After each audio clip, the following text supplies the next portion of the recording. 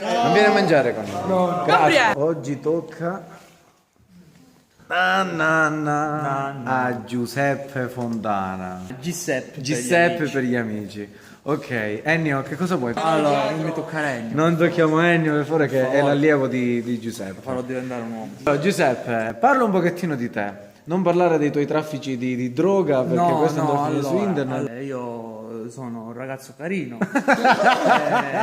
salto la vigna, lavoro. I ragazzi che mi piacciono a me mi piacciono magri, capelli neri. Seriamente, chi è seriamente. Giuseppe Fontana? Giuseppe Fontana è quello che vi sta parlando adesso, è praticamente l'assistente regia, cioè il cretino che sta là sopra a premere i pulsanti per gli attori. Sì, e non è Gesù Cristo. Non è Gesù Cristo, mi somiglia ma non è Gesù Cristo.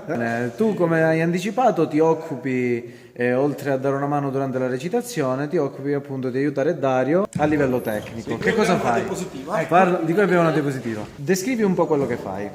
Allora, principalmente schiaccio pulsanti. Sì, ma spiega che non E è... fumo, ovviamente fumo, però non potevo fumare in questo video perché il regista mi avrebbe fatto del male.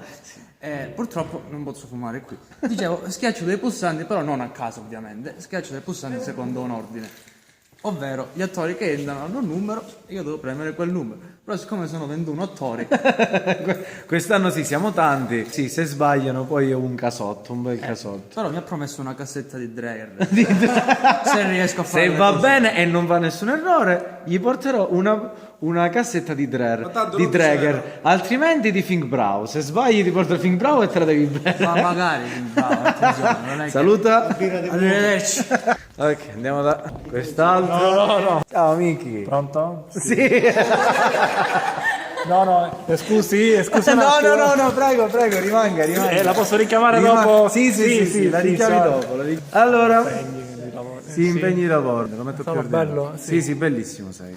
Lui chi è? Chi sei? Michelangelo Catanese, ho 25 anni, studio, lavoro, combatto quid. Michelangelo è uno degli attori con cui siamo partiti all'interno della compagnia, uno tra l'altro dei fondatori, e in questo momento a livello associativo ricopre la carica di vicepresidente, quindi è un pezzo grosso. Quindi- Quando lo vedete per strada levatevi il cappello. Racconta un po' il tuo personaggio. Il mio personaggio è una persona nobile, un nobile corteggiatore. Un nobile corteggiatore. Mi è piaciuta questa definizione, che era bravo. Nobile corteggiatore, ancora entrato nella parte. È vicepresidente, si capisce.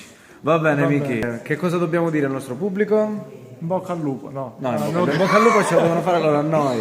Venite allo spettacolo. Mi raccomando. 2, 3, 4 e 5 gennaio, mi raccomando. Mi raccomando. Ciao!